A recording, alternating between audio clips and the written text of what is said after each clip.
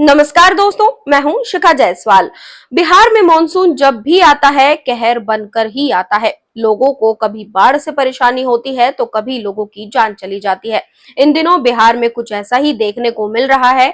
जब से जुलाई की शुरुआत हुई है मॉनसून पूरी तरह से एक्टिव है। बिहार के ज्यादातर जिलों में मूसलाधार बारिश हो रही है। शुक्रवार को पटना सहित कई जिलों में दिन भर तेज बारिश होती रही।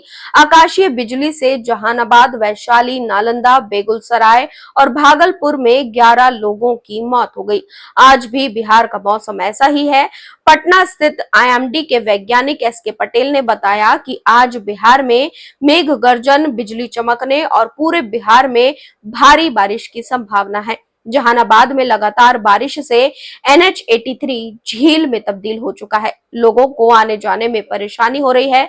बक्सर में तेज बारिश से स्टेट हाईवे धंस गया है, जबकि आकाशीय बिजली से जहानाबाद, वैशाली, नालंदा, बेगूसराय और भागलपुर में 11 लोगों की मौत हो गई है। भारी बारिश को देखते हुए अब सरकार भी अलर्ट मोड में है। बिहार में बार बार आने वाली बाढ़ के दीर्घकालीन समाधान के लिए केंद्र सरकार द्वारा गठित एक उच्च स्तरीय समिति ने शुक्रवार को बिहार के जल संसाधन मंत्री विजय कुमार चौधरी और अन्य वरिष्ठ अधिकारियों से मुलाकात की और राज्य में बाढ़ शमन उपायों पर चर्चा की। जल संसाधन विभाग द्वारा जारी एक बयान के अनुसार 5 सदस्यीय समिति ने मंत्री और विभाग के अन्य वरिष्ठ अधिकारियों से मुलाकात की और राज्य में केंद्र द्वारा उठाए जा रहे कई बाढ़ शमन उपायों पर चर्चा की। समिति के सदस्यों ने मंत्री को बाढ़ प्रबंधन और नियंत्रण के लिए केंद्र सरकार द्वारा तैयार की गई विभिन्न चल रही और प्रस्तावित परियोजनाओं के बारे में भी जानकारी दी।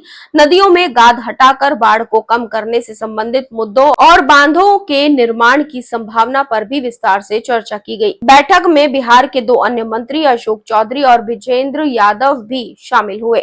लगातार इन दिनों मानसून की वजह से भारी बारिश बिहार में चल रही है और इस बीच कई जगहों से पुल और पुलिया भी टूटने की खबरें आ रही हैं। बीते 15-20 दिनों में लगभग 15 पुल ऐसे ध्वस्त हुए जिसको लेकर अब राजनीति अपने चरम पर है। लेकिन फिलहाल जो सबसे बड़ी समस्या बिहार की जनता के सामने है वो है मॉनसून का सीजन, जिसमें लोगों पर चौतरफा मार पड़ती है।